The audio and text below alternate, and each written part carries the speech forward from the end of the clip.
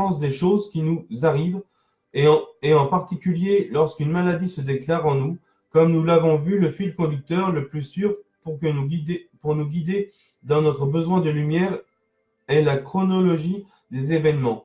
Depuis quand suis-je malade? Et qu'ai-je vécu à ce moment-là? Est-ce ce moment qui a précédé de peu l'apparition de la maladie? Ce qui s'est passé dans ma vie et de la manière dont je l'ai ressenti est le principal clé dont je dispose pour comprendre ce que je me dis. À travers mon corps, cela semble simple à le dire ainsi, et pourtant.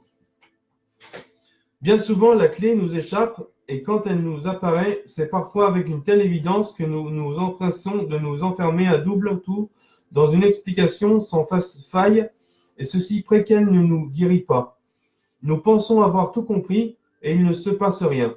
Nous avons identifié la colère qui se dit dans la douleur de notre vésicule biliaire, mais la douleur persiste. Alors ici se pose une question. Que cache cette colère? De quelle douleur plus profonde cherche-t-elle à nous défendre? Lorsque la maladie est aiguë, superficielle et bénigne, il est relativement facile d'en identifier les causes. Ça, c'est pour le tome 2. Et pareil de ce docteur Philippe Drassart.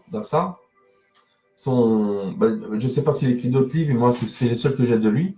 C'est comprendre, accepter et guérir. Je voulais le résumer. Dans ce nouveau livre, le docteur Philippe Drassart poursuit sa quête concernant l'origine de la maladie. Il nous dit que la maladie nous parle et que notre corps est un écran sur lequel se projettent les tourments de notre âme.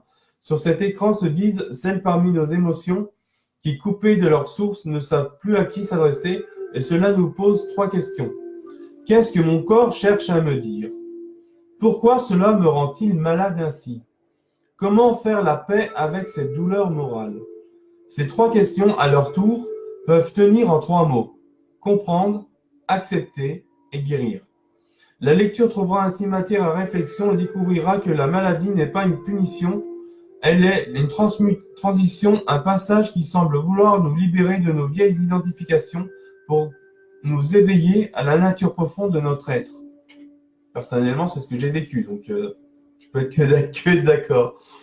Et une citation de Philippe Drassart, « La maladie est un passage qui nous aide à traverser la douleur de notre image à seule fin de nous libérer, empli de la beauté du monde, mes yeux sinon de gratitude, quand la lumière bénit mon être et qu'elle éclaire mon chemin. » Alors voilà pour les 3 livres du docteur Philippe Drassart. La maladie cherche à me guérir, tome 1. La maladie cherche à me guérir, tome 2. Et comprendre, accepter et guérir. Et en complément de ces livres, par rapport au malaise et maladies, je conseille le dictionnaire de Jacques Martel, le grand dictionnaire des malaises et des maladies. Moi, personnellement, je trouve ma maladie dessus, c'est plutôt bien expliqué. Après, je ne me reconnais pas dans tout, mais ça permet de donner une image un peu de façon concrète, quoi. Mais sinon, c'est intéressant comme livre. En complément à voir. Bon, il est un peu cher, mais si vous pouvez le trouver d'occasion, c'est un livre à avoir, quoi. C'est comme un dictionnaire, mais par rapport à les maladies, ça marche par ordre alphabétique, comme un dictionnaire. Mais pour les maladies, les malaises et les maladies, explication par rapport à la maladie et aussi la symbolique de la maladie, en fait. Voilà, pour ça. Alors maintenant, on va passer au quiz.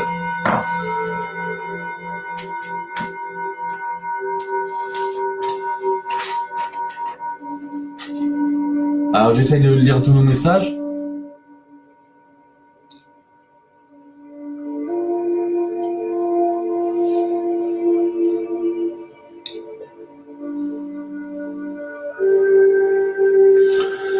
Si je parle, mais du coup...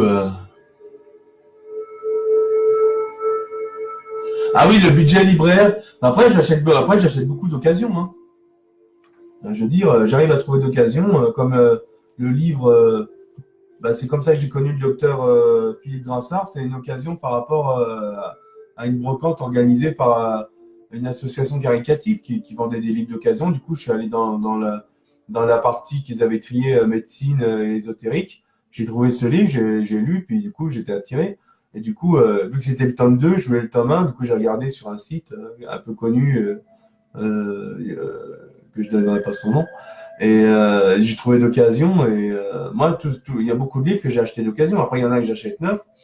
Mais après, il faut se rendre compte aussi qu'il y a des livres qui sont d'occasion, qui sont introuvables neufs, et ils sont plus chers d'occasion que neufs. Donc, oui, le budget livre, c'est un budget, mais après, je me dis entre mettre. Après, je veux dire, s'il y en a certains, je ne sais pas pour juger, j'ai juste une comparaison. Il y en a, ils vont dire, oh, par exemple, oh là, c'est cher, c'est 4 euros l'entrée. Et dans leur poche, ils ont un téléphone à 1000 euros. Donc, après, c'est une question de priorité.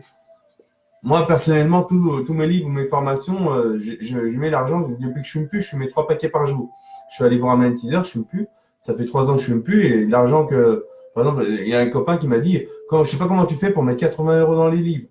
Après, quand je mets 80 euros dans un livre, c'est pas tous les mois que je mets 80 euros dans un livre. Alors qu'avant, quand je fumais, je dépensais plus de 200 euros par mois de cigarettes. Sur 10 mois, ça fait 2000 euros. Et en une année, j'achète pas 2000 euros de livres. Donc, quelque part, c'est une question de priorité.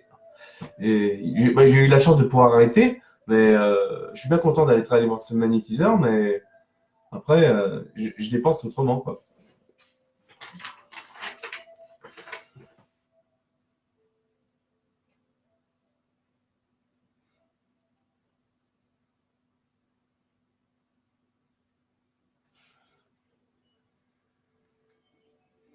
Ah oui, la lecture, c'est un plaisir. Puis, comme j'ai dit à ma formation à l'AFPA, actuellement, j'ai dit à mes formateurs, j'ai dit, j'ai plus appris en 4 ans de lecture qu'en 30 ans de télé. Alors, petit quiz sur la communication, j'ai en 14 questions. Je voudrais je vais vous laisser 10 secondes pour mettre si c'est vrai, si c'est faux. Puis après, je donnerai une explication. Alors, première question. Lorsque l'on communique, 55% se fait par la gestuelle, 35% par l'intonation et 10% par les mots. Est-ce vrai ou est-ce faux?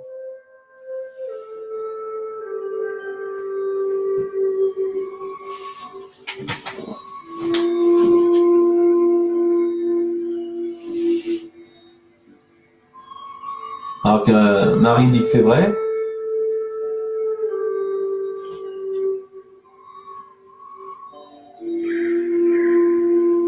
Sophie dit que c'est vrai. Encore une personne et je donnerai la réponse. N'ayez pas peur, il n'y a pas de jugement. On est là pour apprendre. On est tous en apprentissage. Et en langue des oiseaux, apprentissage, c'est apprentissage.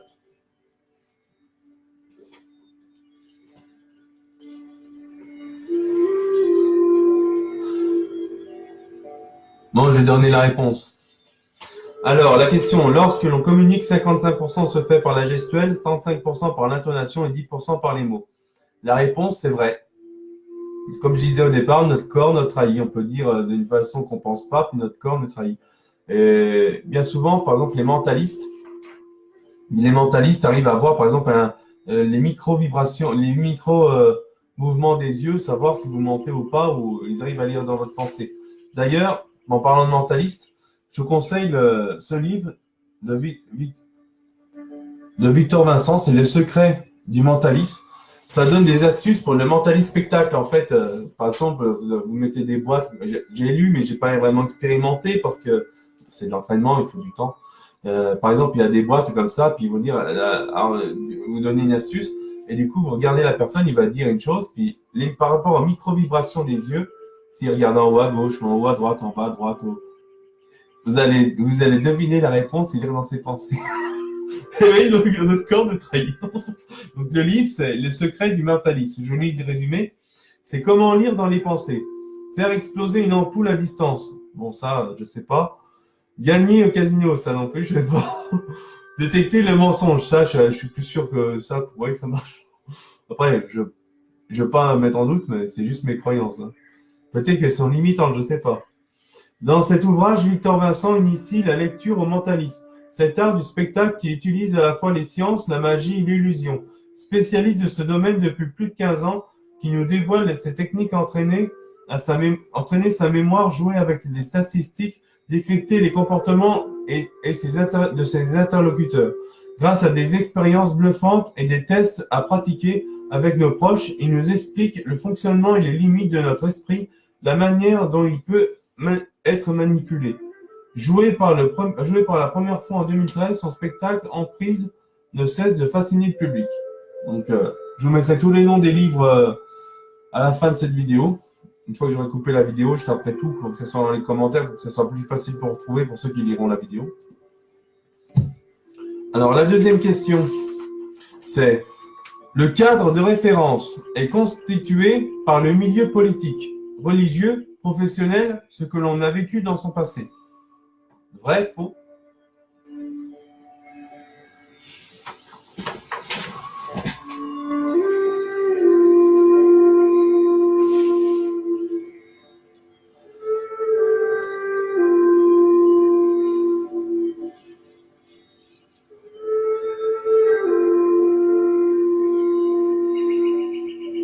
Des manipulateurs. Ah, les mentalistes? Bah après, ça dépend si tu veux faire le bien ou le mal. Hein. C'est comme tout, c'est l'intention. Hein. C'est comme en énergétique. Hein. Si tu veux faire des mauvaises choses, bah tu feras des mauvaises choses. C'est comme la magie blanche, c'est par rapport à une bonne intention. Moi, pour moi, je pense. Et une magie noire, c'est l'intention, c'est une mauvaise intention. Hein. C'est tout, c'est une question d'intention en fait, magie blanche et magie noire. Alors, pour vous, c'est faux. Eh ben oui, c'est faux, parce que c'est pas la référence, c'est pas le milieu politique, religieux ou professionnel. C'est ce que l'on a vécu sur le passé, c'est notre éducation par rapport à nos parents. Comment on a été éduqués. Par exemple, chaque parent a une croyance propre à eux-mêmes, qui vont dire par rapport à l'enfant, et l'enfant, par rapport à son libre arbitre, va créer sa propre croyance par rapport aux injonctions ou aux connaissances qu'il va avoir de ses parents pour créer sa propre personnalité. D'ailleurs, je vais vous partager une chaîne YouTube que à mon avis, elle doit pas être très vieille, cette chaîne. J'ai découvert par hasard. C'est Psychorama. C'est les analyses transgénérationnelles. J'ai regardé toutes les vidéos, c'est très intéressant. Je ne vais pas en parler parce qu'il en parle tellement bien sur les vidéos. Du coup, ça vous permet de... Je vous partage tout de suite la chaîne YouTube.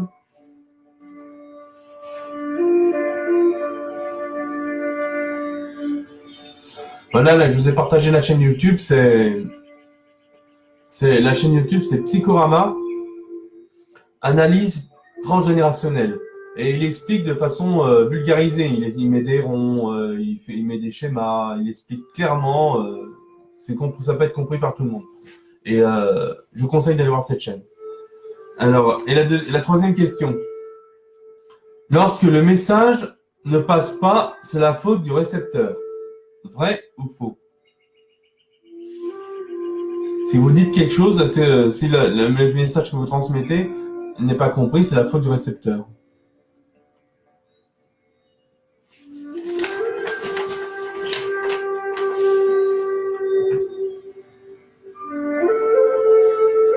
Marie dit vrai. D'autres réponses?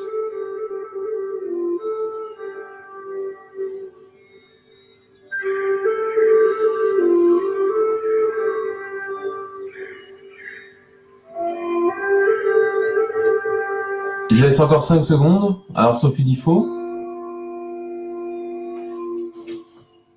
À la sonnerie du bol tibétain, je dis la réponse. Alors Sophie dit faux, Marie dit vrai. On fait les enchères. Vrai, faux. Pas toujours les deux. Pour Julie. Faux pour Christiane. Alors la réponse est... La réponse est fausse. Parce que ça a l'émetteur de s'adapter au récepteur. Si la personne qui reçoit le message ne comprend pas le message, parce que c'est pas la façon qu'il est exprimé n'est pas dans son codage, c'est à l'émetteur de s'adapter et de reformuler sa demande pour qu'elle soit comprise de façon claire, de la meilleure des façons. Alors la quatrième question. C'est l'émetteur qui doit reformuler pour être sûr que le message passe correctement. J'ai donné la réponse juste avant. Alors, vrai, faux?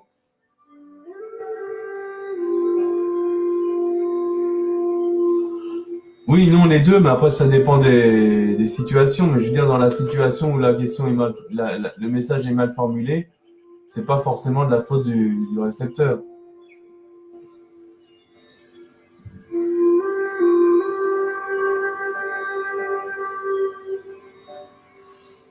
Bah, la réponse, je l'ai donnée juste avant. Donc, l'émetteur qui doit reformuler pour être sûr que le message passe correctement. Après, c'est par rapport, je pense que vous avez compris que c'est par rapport à une certaine situation. Si l'autre en face, il veut rien entendre, il a son idée, il est complètement dans l'ego. Oui, mais moi je me comprends, bah comprends-toi tout seul, hein, porte-toi tout seul et reste dans ton monde. Hein, c'est même pas la peine de communiquer avec des gens qui sont comme ça. Donc ça vient pas forcément de l'émetteur dans cette situation-là. Donc c'est sûr que si on n'est pas centré dans le cœur, ça marche pas la communication. Si on écoute pour avoir raison, pour dire bah ouais, mais moi je me comprends, bah, ça sert même pas la peine de communiquer avec ces genres de personnes.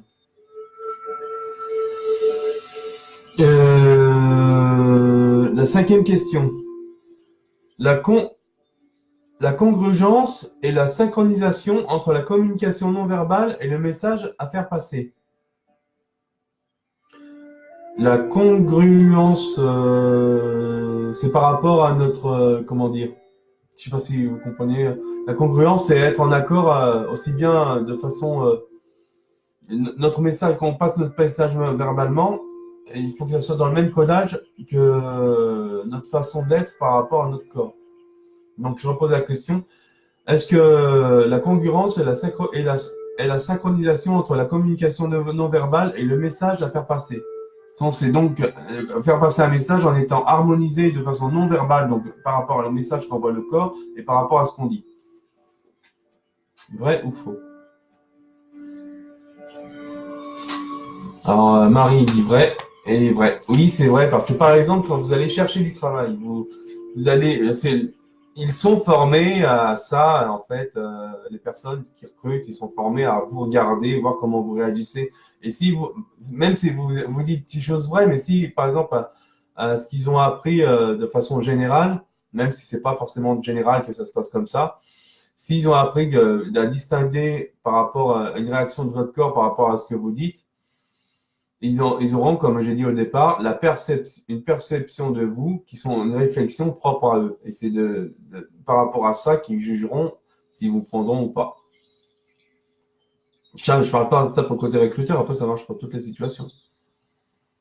Donc, il faut être en accord avec son langage non verbal et son verbal. C'est un travail qu'on peut faire, par exemple, face à un miroir ou comme moi, je me suis même pas entraîné. J'ai juste, moi, ma seule façon de m'entraîner, c'est que j'ai rencontré plusieurs personnes par rapport à des sites internet. Et au début, la première fois que je rencontre quelqu'un que je connaissais pas, je dis oh, qu'est-ce que je vais dire? Du coup, je me faisais un scénario dans ma tête. Et en fait, je me suis aperçu qu'il se passait jamais comme je l'avais imaginé, quoi. Parce que du coup, je l'avais imaginé d'une certaine façon, et du coup, ça se passait pas comme je l'avais imaginé, quelque part, ça me bloquait. Alors que maintenant, enfin, avec l'habitude, j'y vais comme je dis, en roue libre, puis je dis, je verrai bien de quoi on va parler, on verra. Du coup, j'y vais, on parle d'un peu de tout, de n'importe quoi. Si la personne est timide, je raconte des conneries, je détends l'atmosphère, puis du coup, tout le monde est, comme ça, on discute bien. Et maintenant, c'est comme ça que j'ai appris je disais, ah ben merde, j'ai dit une connerie, j'aurais pas dû dire ça. Du coup, c'est comme ça que j'ai appris. Je me suis même pas entraîné face à un miroir, j'ai expérimenté par moi-même en faisant des rencontres avec des personnes inconnues et je me suis adapté. J'ai essayé d'adapter mon comportement et la façon que je dis par rapport à vraiment ce que je suis profondément et pour être perçu vraiment pour ce que je suis et ce que je veux être perçu. Voilà, en fait. J'ai même pas besoin de m'entraîner, en fait. Non, faut rien penser, faut y aller. Faut pas se faire. Non, c'est pas qu'il faut pas penser, c'est qu'il faut pas se faire de scénario à l'avance parce que tu sais pas ce qui va se passer. Par exemple, tu vas avoir un recruteur, on te dit faut faut préparer ton entretien, mais en réalité, tu peux pas le préparer parce que tu sais pas les questions qu'on va te poser. Mais ce qu'il faut préparer ton entretien, c'est par rapport à tout ce que j'ai parlé depuis le début de cette vidéo. C'est ça, le savoir-être et savoir s'exprimer. D'ailleurs, j'ai des livres là qui par rapport à ça que je montrerai. Après, je dis, c'est pas toujours facile, je suis pas un expert non plus, ça m'arrive de me tromper aussi, je reste un être humain, hein. Mais je fais de mon mieux. On revient au 4 accords Toltec, au quatrième accord Toltec. Alors, la sixième question. Le code commun et le vécu commun aident pour communiquer. Je répète la question. le code commun et le vécu commun aident pour communiquer. Vrai ou faux?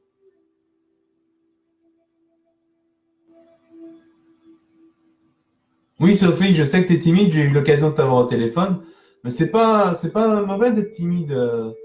Du moment que tu. Le but, c'est pas de faire des grandes choses, c'est de faire des petites choses et de progresser. C'est tout. C'est pas se dire je vais escalader l'Everest et dire ah ben non, bon, au final je vais pas y arriver. Et le but c'est de monter la petite butte et puis après là encore la petite butte et c'est les petits pas qu'on fait. Parce que comme une citation, je sais pas si c'est une citation tibétaine, c'est une roue, un chemin de milieu a toujours commencé par un pas. Une citation qui veut tout dire. C'est le pas que tu vas faire, et le pas qui va suivre ton pas précédent qui va faire que tu vas évoluer. Et comme j'ai dit au départ, c'est pas un truc qui se règle en 3 mois. Et c'est un travail des années, mais bien souvent pour beaucoup de personnes, c'est un travail d'une vie. Hein. Moi, j'ai eu la chance d'avoir justement ce burn-out il y a 10 ans, du coup, de tout remettre en question et de vouloir. Je me suis fait une promesse à moi-même. C'est ma promesse que j'ai fait à moi-même en 2007, c'est d'être meilleur que j'ai été hier. Alors déjà, je pars avec un accord. Et ça fait plus de 10 ans, donc 2007, ça fait quelques années. Et je suis toujours face à cet accord que je me suis fait à moi-même. Quoi. Et que je fais au mieux. Des fois, j'évolue, des fois, j'évolue pas, des fois, je stagne, des fois, je suis dans la colère, des fois, je reste un individu malgré tout, mais j'avance pas par pas. Alors, le code commun. Alors, il y en a qui me disent vrai, faux, pas du tout, vrai, vrai. Là, Louis Seb, tout doucement. Un pas après l'autre, hélas. Ben oui, c'est. Ah non, c'est pas hélas, parce que justement, le temps que tu fasses le pas après l'autre, t'as le temps d'intégrer les choses, parce que si tu fais que des grands écarts, t'as pas le temps d'intégrer les choses. Et du coup, c'est pas forcément compris. Du coup, les choses se répètent. Donc, pas par pas, c'est bien.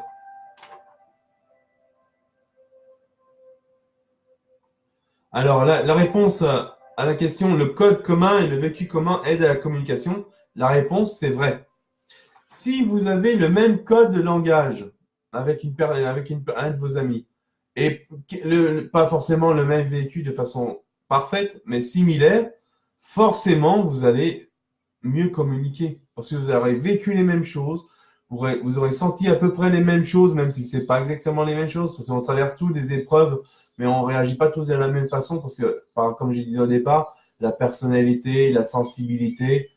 Alors, le code commun et le vécu commun, ça aide. Disons, ça met un intérêt commun pour pouvoir développer une amitié ou plus. Donc oui, la réponse est vraie. La question 7. En formation, le feedback, entre parenthèses, rétroaction, permet au formateur de penser que le stagiaire suive sa séquence et de réagir aux attitudes de ce dernier. Vrai ou faux? Je ne sais pas si vous connaissez le feedback. C'est le feedback, par exemple, quand vous allez sur des sites, vous commandez par exemple en ligne et ils vous disent oui, donnez votre avis. C'est ça le feedback. C'est le retour par exemple, l'interlocuteur. On va dire que ce qu'il vous a vendu, c'est ce qu'il a émis. Il vous donne, c'est passé par le codage et tout, et vous donnez votre avis par rapport à cette commande en ligne. C'est ça le feedback.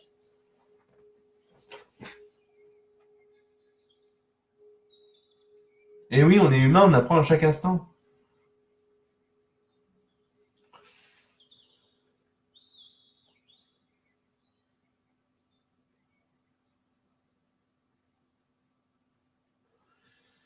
Alors, faux pour Marie, vrai pour Julie. Eh bien, la réponse est vraie. Parce que vous allez dire une chose à votre interlocuteur. Suivant comment il aura intégré par rapport à suivant le codage que vous aurez utilisé, et le codage, et le décrypteur qu'a votre interlocuteur, eh bien, suivant ce qu'il va répondre par rapport à ce que vous aurez dit, ben, vous pourrez interagir par rapport à ce qu'il dit, s'il a bien compris ce que vous avez dit, et aussi bien par la parole que par l'observation, comment il réagit.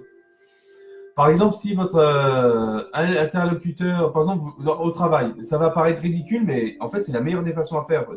Il y a beaucoup de gens, on est tous interconnectés, mais on ne sait pas communiquer pour la plupart d'entre nous. Par exemple, au travail, on dit oui, est-ce que tu pourrais, je veux dire au hasard, est-ce que tu pourrais aller chercher les lingues dans le bâtiment C?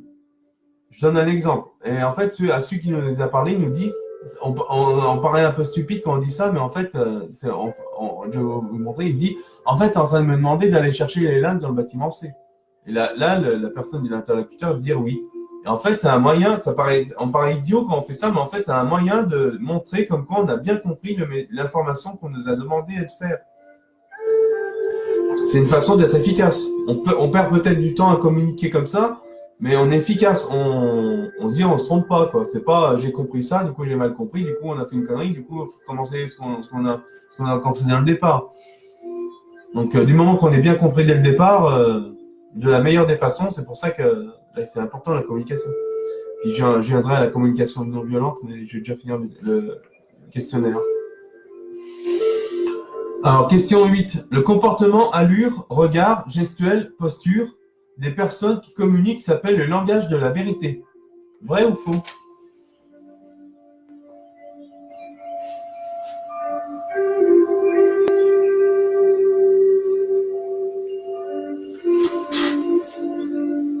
Je repose la question. Le comportement, l'allure, le regard, la gestuelle, la posture des personnes qui communiquent s'appelle le langage de vérité.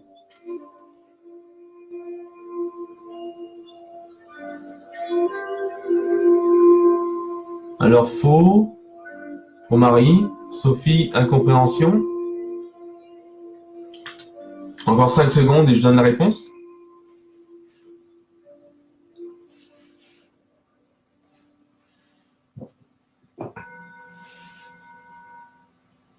Alors, eh bien, c'est vrai. Même si nos réactions non verbales ne sont pas forcément la vérité de ce qu'on pense, mais de façon générale, c'est notre corps nous trahit. Même si on pense une chose, notre corps nous trahit et dit ce que l'on pense vraiment. C'est ça qu'on en vient. On peut dire n'importe quoi, notre corps nous trahit. À part le parfait menteur, mais ces gens-là, ils sont extrêmement rares qu'ils arrivent à contrôler à être aussi menteurs leur gestuelle, leur façon d'être, en plus de ce qu'ils disent. Mais en général, ils vont mentir, ils vont jouer une crasse pendant quelques temps à des gens, mais ça va, de façon karma ou autre chose, ça va leur tomber dans le coin de la gueule à un moment donné. Tout se paye un jour. Et oui, donc la réponse, c'est vrai. Maintenant, la question 8. La question 9. Le respect des distances. Bulle privée. 50 cm à 1,20 m. Ça dépend des personnes. Des personnes qui. Le respect des distances, bulle privée 50 cm à 120 cm, améliore la communication. Vrai ou faux? Je ne sais pas si vous comprenez bien la question. Si vous ne comprenez pas, dites-moi.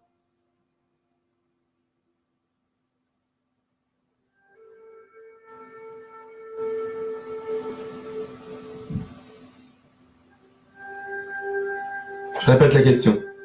Le respect des distances, bulle privée 50 cm à 120 cm, améliore la communication.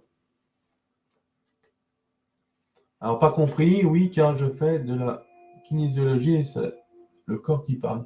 Alors, la question, c'est par exemple, si vous êtes en face de quelqu'un comme vous allez par exemple à la CAF ou n'importe où, quand vous voyez marqué par terre la ligne de confidentialité. Eh ben, c'est à peu près ça en fait, c'est se mettre à cette ligne, la distance. Par exemple, si je me mets à 30 cm de votre visage, est-ce que vous allez m'écouter? Vous n'allez pas vous sentir agressé? C'est ça la question. Est-ce qu'il faut, est-ce que ça améliore la communication d'être à une certaine distance pour respecter la bulle, ne pas rentrer dans l'aura de la personne, si on va parler de façon spirituelle, l'aura de la personne, pour pas qu'elle se sente agressée, pour qu'elle nous écoute et pour que la communication puisse se faire. Vrai ou faux? En fait, c'est ça la question.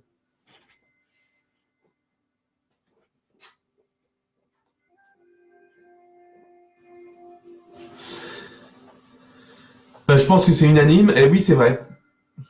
Même si moi, personnellement, je le fais pas exprès, je le fais depuis que je suis gamin, j'ai tendance à m'approcher et du coup, je le fais pas inconsciemment. On me le dit, ouais, mais je le fais pas consciemment. Faudrait que à chaque fois que je parle à quelqu'un, je le fasse de façon consciente.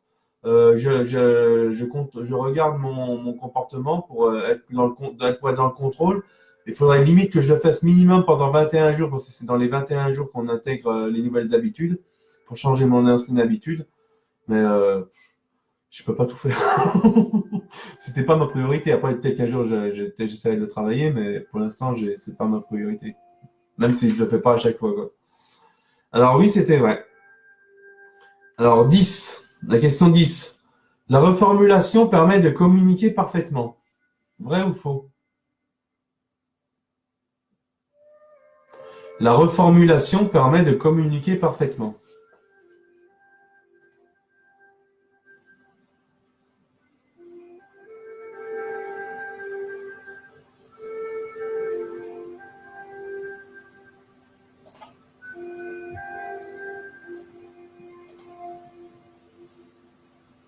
Alors Marie dit faux. Caroline dit oui. Christiane dit il faut pas dépasser l'espace vital. Ah, ça, c'est la question précédente. Sophie dit faux. Alors, je répète la question et je dis la réponse. Alors, la question 10. La reformulation permet de communiquer parfaitement. La réponse est non. Parfaitement, c'est impossible. De la meilleure des façons, oui. Je me suis fait piéger par cette question. C'est pas de parfaitement non, mais la question, elle est de façon parfaitement. On ne peut pas communiquer de façon parfaite. De la meilleure des façons, oui, mais parfaitement, non. Donc, la réponse est non.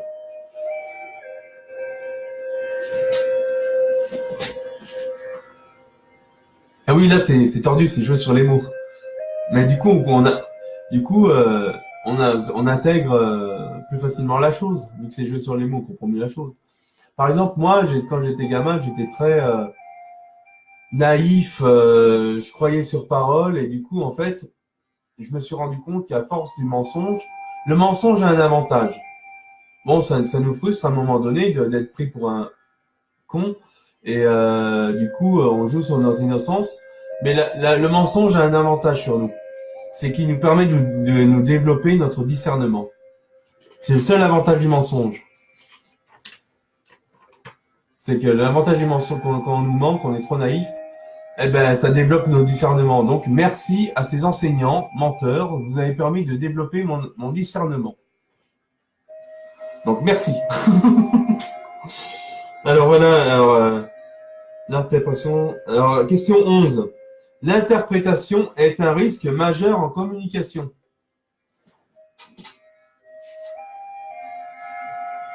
Je répète la question. L'interprétation est un risque majeur en communication.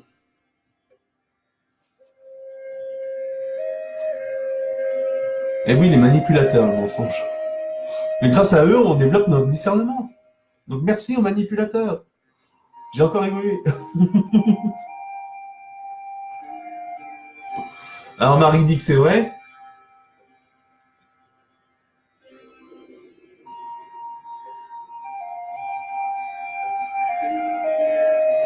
J'attends encore 5 secondes et je donne la réponse. Je repose la question. Question 11. L'interprétation est un risque majeur en communication. Julie dit oui, Christian dit oui. Alors la réponse est oui. Parce que l'interlocuteur va le dire d'une façon, il va le penser d'une façon. Du coup, il va s'exprimer d'un certain codage. Et le récepteur va pas forcément comprendre de la même façon. Du coup, il va essayer d'interpréter ce que dit l'émetteur. Et c'est pas forcément ce qu'il va dire. Alors du coup, si cette personne, par rapport à ce que l'émetteur va émettre, a des blessures qu'il n'a pas soignées, comme je parlais des 5 blessures de l'âme, du coup, il va attaquer l'autre. Et en plus, il est dans l'ego, il va attaquer l'autre. Toi, tu te rends compte de ce que tu me dis. Et du coup, il n'y a plus de communication. Donc, tout ce que j'ai parlé depuis le début de cette vidéo, tout se complète. Et je donnerai les noms des livres à la fin. Alors, la réponse est vraie à la question 11. Question 12. Quand on a un codage commun, je suis sûr d'être bien compris. Vrai ou faux? Quand on a un codage commun, je suis sûr d'être bien compris.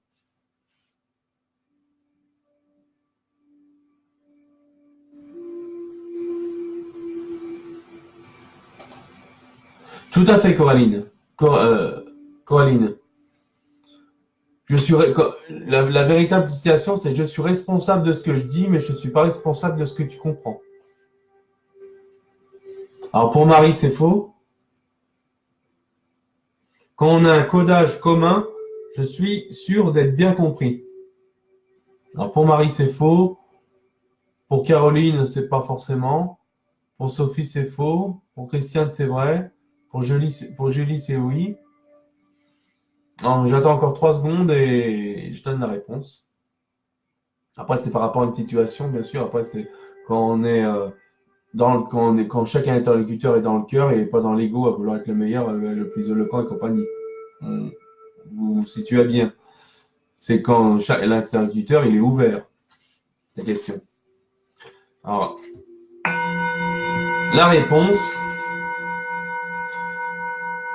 Quand on a un codage commun, je suis sûr d'être bien compris. La réponse est oui. Parce que si on parle de la même façon, si l'interlocuteur, l'émetteur parle d'une certaine façon et qu'il a le même codage que le récepteur, ah ben on va être parfaitement compris.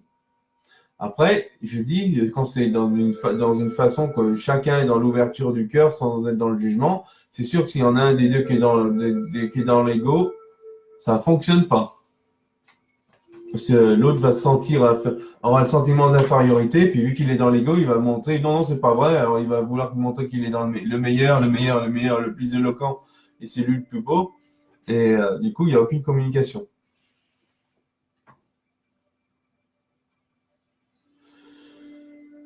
Alors, question 13, avant-dernière question.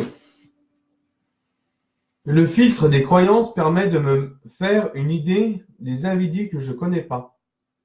Je répète la question. Le filtre des croyances permet de me faire une idée des individus que je ne connais pas.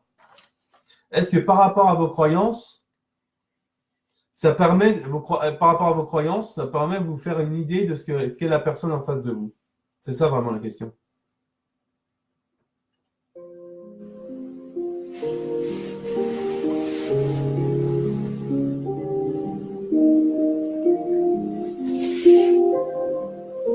Marie dit que c'est vrai.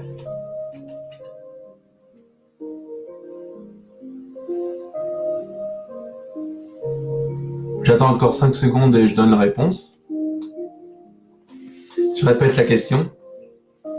Le filtre des croyances permet de me faire une idée des individus que je ne connais pas. Julie dit que c'est oui, c'est vrai. Christiane dit que c'est vrai. Sophie dit que c'est faux. Eh bien, la réponse, c'est faux. Parce que nos croyances, comme je parlais du départ de celui qui est super bien habillé, on dit il est super pété de thunes. En fait, c'est faux parce que la perception qu'on a des autres, c'est juste une réflexion de nous, c'est pas forcément la vérité. Ça s'appelle des croyances limitantes. Ça peut être perçu comme des croyances limitantes. Ça peut être des croyances limitantes ou par rapport à des idées des généralités qu'on a, des stéréotypes, que même si on n'a pas forcément conscience, parce que c'est difficile de savoir nos croyances limitantes si on n'a pas d'interaction avec les gens pour après se remettre en question pour réaliser si on était dans le vrai ou dans le faux. Après, j'en ai aussi sûrement des croyances limitantes, mais après, vous dire lesquelles, à l'instant T, je ne sais pas. Mais j'en ai sûrement. Donc la réponse est faux.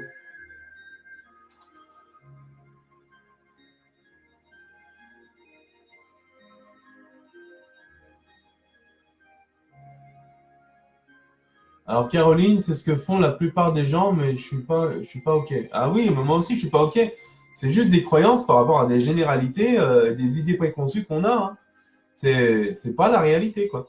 C'est comme je dis, la perception que l'on a des autres n'est qu'une réflexion de nous. C'est pas ce qu'ils sont vraiment. Et en plus, si l'autre a du mal à utiliser la communication pour montrer vraiment qui il est, pour le fond de lui, En plus, s'il n'est pas en accord avec sa communication non verbale, du coup, il ne sera jamais compris. Il sera jamais compris. Puis en plus, s'il n'est jamais compris, et personne n'aura compris ses besoins, ben, il sera dans la souffrance. Et s'il sera dans la souffrance, il sera malheureux. Ça va peut-être lui créer des jalousies par rapport à d'autres. Et du coup, c'est comme ça que naît la méchanceté, par des incompréhensions.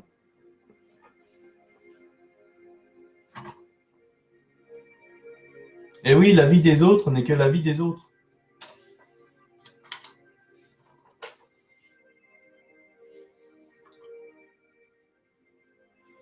Et la dernière question, 14.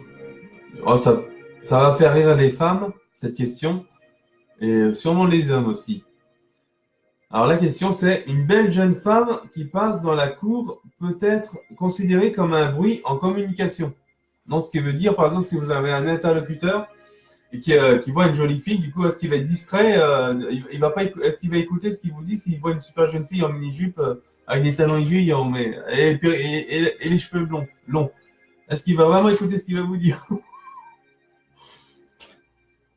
Est-ce qu'il va vraiment être concentré?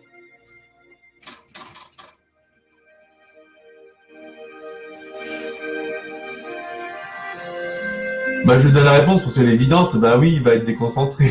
Il va pas écouter. Ça peut être une fille, ce qui est considéré comme un bruit, ça peut être une jolie fille qui passe dans la cour, donc c'est distrait. Ou par exemple, le bruit d'une moto qui passe. Et du coup, là, à ce moment-là, il faut s'arrêter de parler parce que de toute façon, on va parler, mais la personne ne va pas comprendre ce qu'on va dire parce qu'il y a la moto qui passe. Et en fait, il faut arrêter de parler puis reformuler la phrase pendant que la moto a été passée pour vraiment être compris, en fait. Donc oui, c'est vrai. Alors maintenant, petite explication sur toutes ces questions. Je vais déjà vous envoyer par commentaire. Je vais vous envoyer en commentaire le schéma de toutes ces questions. Puis comme ça, vous l'avez sous les yeux et comme ça, je pourrais vous expliquer un peu plus les détails de la communication. Alors, voyons voir.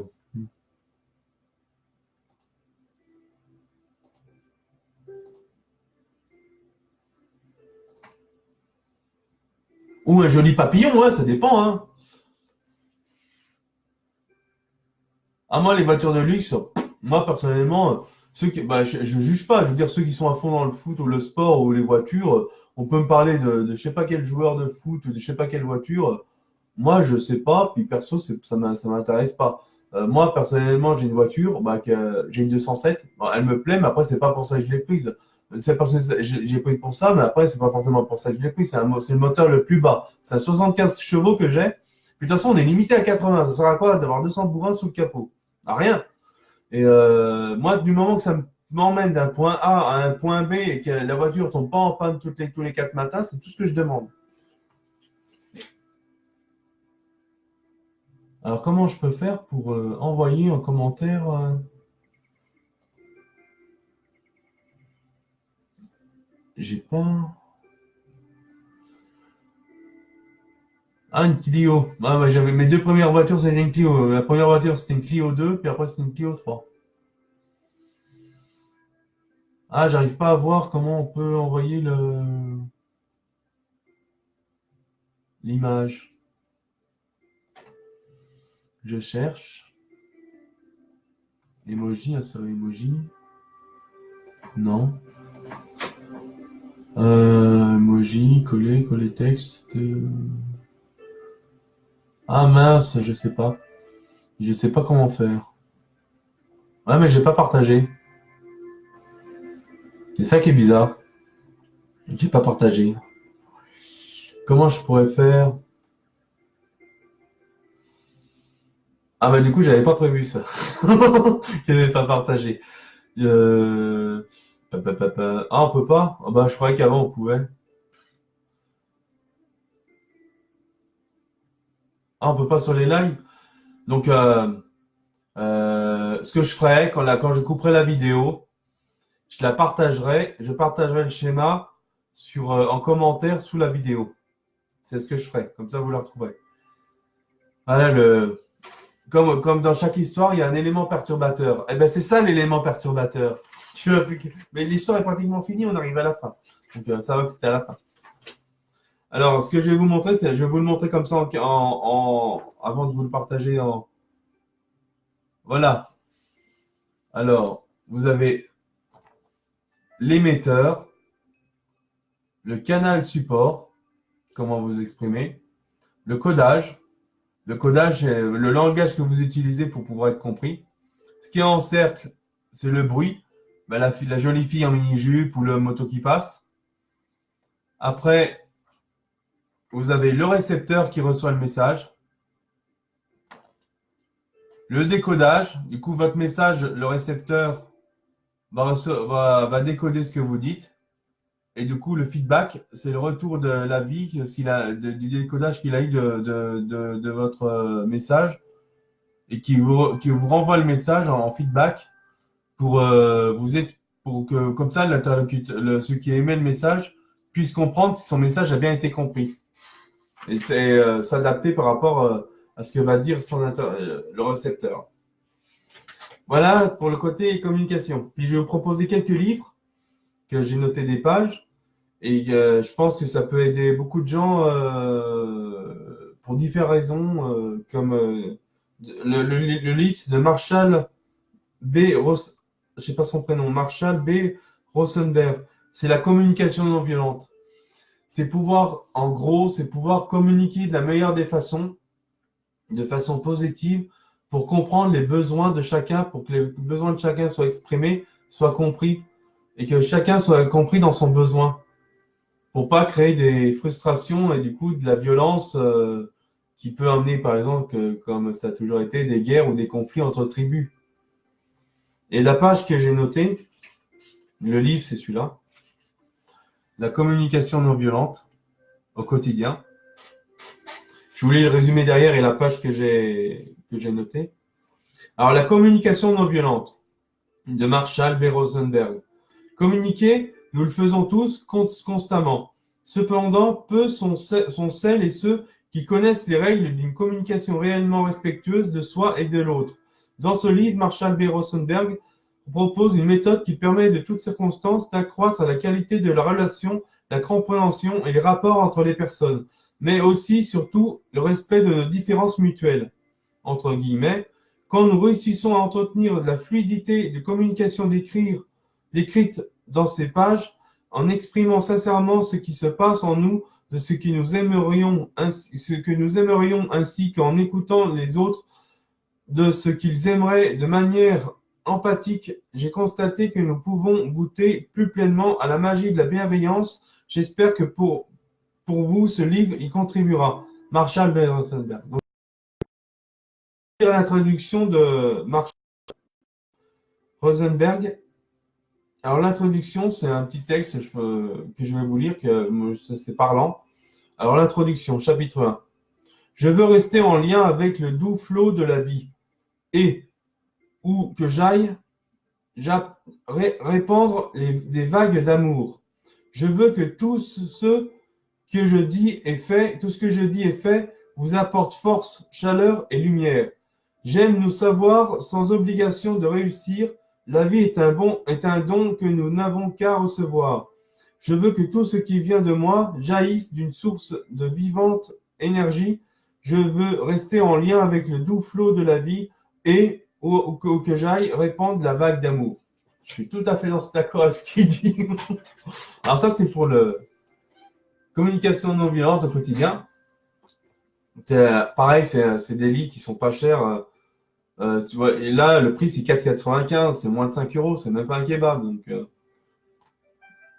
Donc voilà, quoi. Il y a pas l'excuse, oui, c'est cher, c'est cher. C'est vrai qu'acheter plusieurs livres, c'est cher. Après, comme je dis, c'est une question de priorité. C'est pas une façon que c'est cher, c'est une question de priorité. Quand on trouve une priorité, on arrive toujours le moyen à avoir ce qu'on veut, sans forcément que ce soit des choses qui sont pas dans nos possibilités, quoi. Et le livre, pareil, de Marshall Rosenberg, c'est Nous arriverons à nous entendre, suivi de Qu'est-ce qui vous met en colère? Je vais vous lire le résumé. Nous arriverons à nous entendre. Résoudre les conflits de manière efficace et pacifique. Telle est la volonté de Marshall Rosenberg, À la lecture de cet ouvrage, vous comprendrez que la solution ne se trouve pas dans les compromis, mais dans le respect de la satisfaction des besoins de chacun. Grâce à ce formidable outil qu'est la communication non violente, vous aurez la possibilité de vous libérer de vos expériences passées et de votre conditionnement culturel. 2. De rompre avec les schémas qui aboutissent aux disputes, à la colère et à la dépression. 3. Résoudre toutes sortes de conflits dans un climat de paix. 4. Satisfaire les besoins de chacun. 5. Développer des relations fondées sur le respect mutuel, la compassion et la coopération. Je vais vous lire l'extrait que... Je vais vous dire, c'est le sommaire que je vais vous lire. Une partie du sommaire, juste la première page. Alors, sommaire, nous arrivons à nous entendre, de Marshall Rosenberg. Introduction. Utiliser la communication non violente pour résoudre les conflits, définir et exprimer les besoins, tenter de discerner les besoins des autres, vérifier si les besoins sont bien compris, donner de l'empathie pour guérir la souffrance, résoudre les conflits entre des groupes de personnes, proposer des stratégies en langage d'action positive, résoudre les conflits avec des supérieurs hiérarchiques, respecter n'est pas céder. Alors, on est bien d'accord, respecter, c'est pas céder. Je noterai tous les livres en commentaire à la fin de cette vidéo. Pareil, en même temps, de mettre le schéma, l'image que j'ai pris en photo du schéma que je vous ai montré sur la communication que vous pourrez imprimer et garder dans un coin. Voilà. Puis en plus, dans le commentaire, je mettrai tous les noms des livres. Et le dernier livre que je parlerai, je ne l'ai pas lu, mais je pense que je me suis pas trop mal démerdé pour comment parler en public.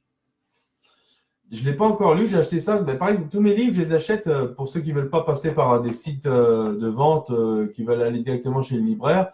Moi, j'ai acheté ça au rayon développement personnel dans un centre culturel, une grande surface. Connu. Mais on peut très bien aller chez son libraire.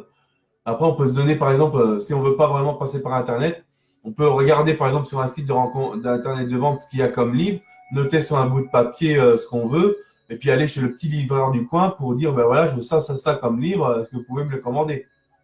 Au moins, ça permettrait de faire vivre un petit libraire et de commander des livres chez un petit libraire pour ceux qui sont contre la vente en ligne. Même s'il y a un site que je connais, pour ceux que ça intéresse, c'est de la vente en ligne, mais en fait, c'est un regroupement de plusieurs petites librairies qui veulent faire concurrence à la grande, au géant de la vente en ligne, donc je ne dirai pas le nom. Et c'est une façon de passer par eux, de les soutenir pour que les petites librairies puissent vivre, tout simplement. Mais je partagerai le lien pour ceux qui sont intéressés de commander des livres en ligne de cette façon. Alors, comment parler en public? Alors, le résumé, c'est que vous soyez cadre, enseignant, étudiant, animateur, directeur, il est essentiel de savoir parler en public sans gêne, vaincre la peur et conserver la maîtrise de soi devant un groupe ou un examinateur. Se faire écouter et apprécier, captiver ses auditeurs, tout cela s'apprend. Tout s'apprend. Tout s'apprend. Il y en a peut-être qui ont des avantages de façon innée, mais de toute façon, tout s'apprend avec du travail. C'est pas compliqué. Alors voilà, ces petites. Je pensais rester 45 minutes, 1 heure, mais du coup, ça fait presque 2 heures que je parle. Et du coup, je m'épate moi-même. Je pensais pas que j'allais tenir aussi longtemps sans forcément qu'il y ait de blanc, parce que j'ai juste empilé les livres de façon intuitive. J'ai choisi une page au hasard que j'ai mis à garde-page et j'ai rien préparé en fait. Donc je suis content de moi. Je suis content de moi. Donc je suis un bon auditeur. Je suis un bon narrateur. Je raconte bien. Je trouve que je m'en suis pas trop mal descendu. Donc c'est cool. Alors avant de vous quitter de ce livre, au hasard, je vais sortir une citation positive avant de vous dire au revoir et de vous souhaiter une bonne soirée. Alors, quand je vous montre, au hasard. Alors là, la pensée positive de ce soir avant que je vous quitte, c'est celui qui attend que tout danger soit écarté pour mettre les voiles ne prendra jamais la mer. Thomas Fuller. Il faut savoir prendre des risques, mais calculer. Sur ce, je vous souhaite une bonne soirée Et j'espère que ces 2 heures qu'on a passées ensemble vous a intéressé, que j'ai été éloquent et intéressant et que vous avez pu apprendre, que ça peut vous enrichir personnellement et continuer de votre évolution de votre côté. Voilà, et ben, je vous souhaite tous une bonne soirée, puis je partage ce que j'ai dit, puis je vous souhaite à très bientôt sur Facebook, sur mon mur. À bientôt. Ciao!